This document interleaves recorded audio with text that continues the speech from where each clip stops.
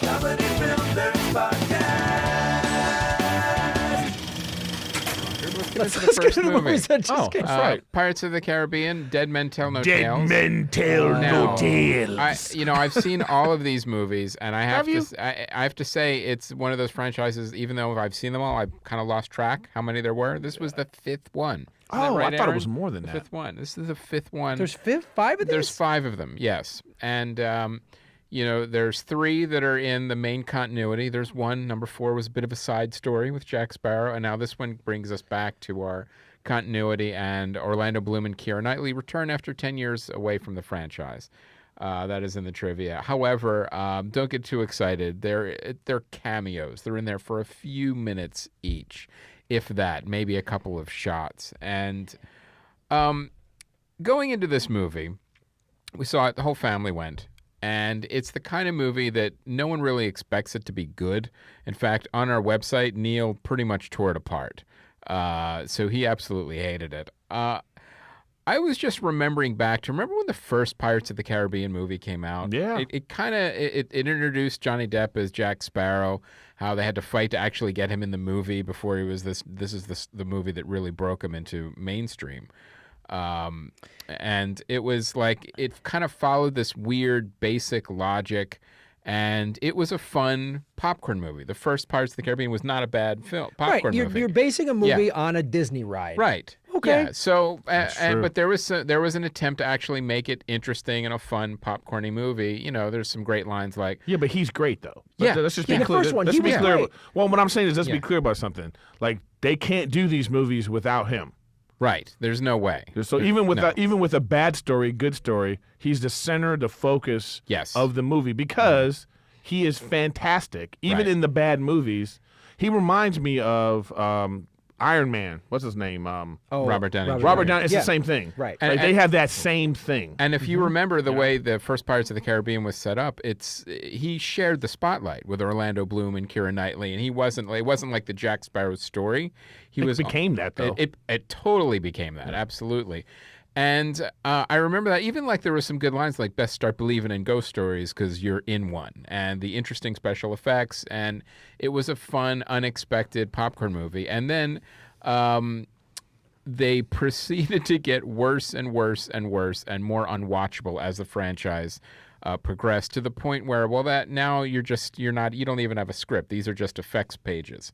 These are just literally just one special effect after another that make no sense, and there's no cohesion or coherency into any of what you're doing. Well, if you need that stuff for a movie. If you're going to nitpick. Yeah, if you're going to nitpick about it. I just find it hard to believe that the director of Kon-Tiki didn't do a good job with this. Isn't that Joaquin weird? Rennie. Well, because I would imagine it would be because there's so much involved. Like what is the actual directing process of a $230 million budget movie? Like how much of it from the shooting to all the effects, like how much was he really involved in that, in the editing? It's they probably took this animal away from him and it was off the leash. It's it definitely felt like it was it's a by committee kind of movie where the only purpose is to show Johnny Depp and then get to the next effects scene. That's really all this movie was. And it's interesting. It was that 2 hours and 9 minutes, the shortest of the Pirates franchise.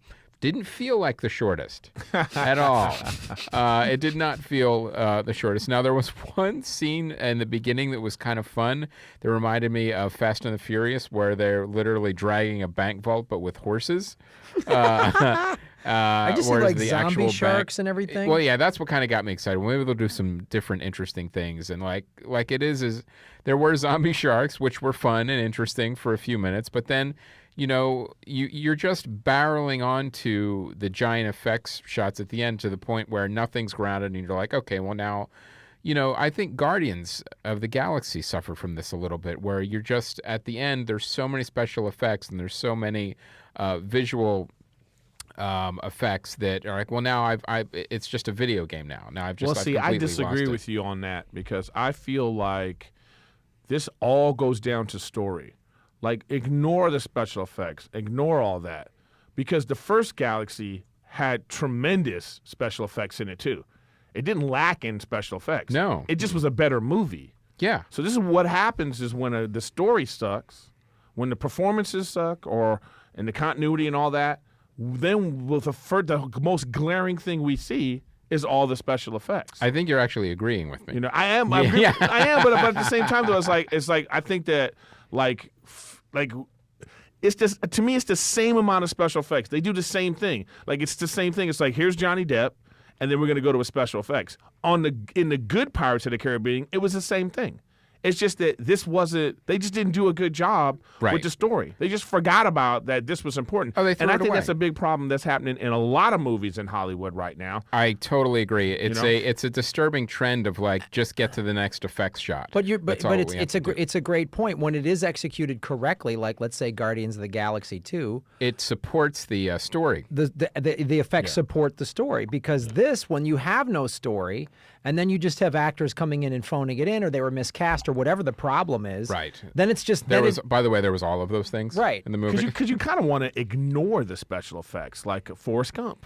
You know, right? Like people don't even realize how much special effects are in most movies now. Well, Braveheart. Braveheart had a ton of special effects. Yeah, that's what I'm saying. You just ignore it. You're supposed to not even know. You're supposed to find out later in like the DVD commentary, and you go like, "What? That was a special effect." That's how it's supposed. That's supposed to be the reaction. But I don't know. I have two kinds of categories for movies for myself right now. It is, am I at home and I have nothing to do, and then I'm just flipping through something and I just put it on, or I'm on a plane and this is one of the movies. Would I watch it? I mean, the whole idea of like getting up and going to a theater and experiencing this big screen thing, it's like we have so much higher expectations because we want it to be awesome, and just more times than not, we're so disappointed. Yeah. Well, this is the kind of thing too where it's pirates, it's supernatural. There's a fair amount of interesting stories you could tell. Just all you have to do is find one. And try to recapture some of the charm of the first film. But these movies have been consistently doing worse and worse domestically. However, overseas, they continue to make a ton of money. So there's probably going to be more. The one effect that really stood out they don't care for that me, they did about $77 million this weekend. No. On a $230 million budget. Because they're getting it back overseas. Yeah, now, there was one special effect that was really, really caught my attention, how well done it was. They de-aged Johnny Depp for flashback, and we've seen that in movies now every time since Benjamin Button, but this was done in such an amazing fashion. It looked like you were watching Johnny Depp from like 21 Jump Street. The Captain America one was great too. That one was really good too. But this one, Kurt Russell, Guardians of the Galaxy was cool. Another really good one. That was a lot of that was just makeup. Really? Oh, really? Yeah. Wow. Because I read about this one. This was really interesting. It was a mix of like a lookalike and digital effects. Like they did all these different things to de-age him, and it worked. He looked really, really good. And but that's like a good example of like, okay, well, you're using effects now to serve the story. We're not just getting to all these giant effects shots at the end and throwing as much as you can at the screen just because, it's the ending and it has to have the most effects shots. I'm like, no, it really doesn't. Just tell the story and have the effects support the story. That's all you have to do. Well, I see it. Here's the thing.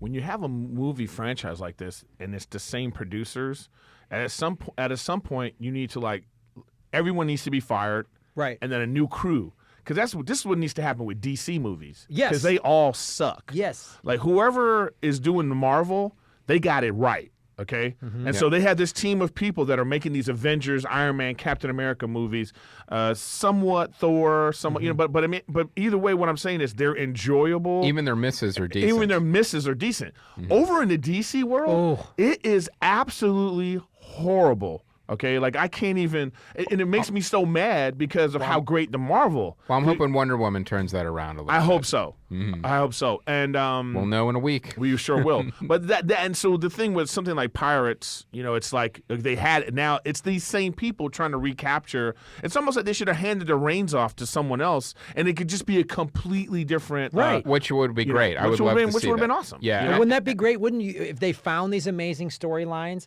wouldn't you be like, oh, I'm back back on board with pirates. Yeah, I know, but what happens Yeah, right how are you now- going to find a good storyline with pirates, ghosts, supernatural treasure, and legends of the sea? No, but what and happens is you have krakens? you have a voice. You know, it's like a producer of music. You know, it's like when you hear a Neptunes track, every track sounds the same. You know, because it's Neptunes. They're this is exactly what's happening with pirates. You know, it's exactly what happened with with George Lucas and those 3 horrible ones he made. You know, of the Star Wars franchise. You know, it's like because it's him, and so you're invested. You know. Right. You know, so what I like about to talk about that, what I like about with the new Star Wars, these are different. These do new stories. So one of them's going to be good, one of them's going to be bad, one of them's going to be but it's someone else. But they're taking with some chances. They're taking some chances within the parameters that Disney allows them to. Right, for but sure. they're not with Pirates. Pirates is like you literally could take scenes. Pirates is like a show like Family Guy where you don't even know what episode you're watching. You just remember the funny cutaways. That's how Pirates is. Like you could make a whole new movie with scenes from all easily. the movies. You could cut together a fantastic Cut together film. a movie. You could watch this movie while you're like folding laundry or something and not be lost and all right, you'll come back 10 minutes later like, oh well no. Like there's so many arbitrary nonsensical rules that they put in this movie. Oh well, Jack Sparrow gave away his compass, so now the ghosts know where he is. Yeah. Like what are you talking about? That makes no sense. when He I- gave away his magic compass, now the ghosts are free and can come attack him. When I look at this though, when I look at the budget of $230 million, and and even if it was like who cares? Like they make such a big deal about that.